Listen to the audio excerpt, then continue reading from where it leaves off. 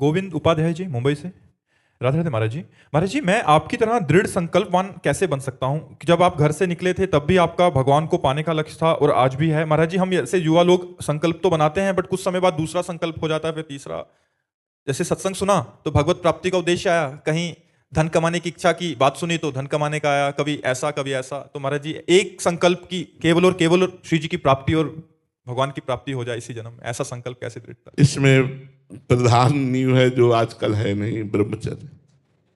ब्रह्मचर्य ब्रह्मचर्य में बहुत बड़ी सामर्थ्य है। आज नवीन बच्चे सब भ्रष्ट हो रहे हैं। महाराज जी, ऐसी शिक्षा ही नहीं रह गई स्कूल आदि में, माँ बाप। इसीलिए आज शाम के कसम खाई और कल तोड़ दी। और ब्रह्मचर्य में होता है कि जो संकल्प किया उसके निर्वाह की उसमें ताकत होती है। ब्रह्मचर्य शारीरिक बल को नहीं कहते, आध्यात्मिक बल को कहते हैं। शारीरिक बलवान हो सकता है लेकिन आध्यात्मिक बल से ही संकल्प दृढ़ होता है। आध्यात्मिक बल के लिए ब्रह्मचर्य अति आवश्यक है, जिसकी बहुत हानि है, बहुत घाटा है। आज ब्रह्मचर्य शब्द से ही लोग परिचय नहीं बनाना चाहते।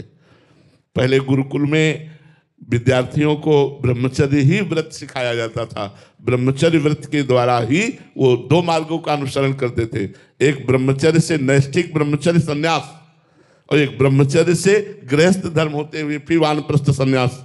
लक्ष्य दोनों का संन्यास ही बनता था अंतिम में। तो ब्रह्मचर्य, तो अब ब्रह्मचर्य के बिना दृढ़ संकल्प होना, निष्ठा होना, भजन होना बड़ा कठिन है।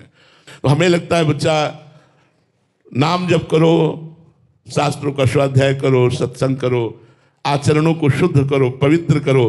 पहले इन आचरणों को तो पवित्र करो, जो धार्मिक आचरणों में तो आओ, फिर धीरे धीरे धीरे। कै साल के हो? 23 साल। 23 साल में तो धुआं मचा हुआ था, हमारे जीवन में धुआं मचा हुआ था।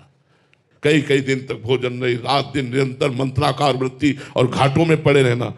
प्रेमानंद बनना यार तो बड़ा कठिन।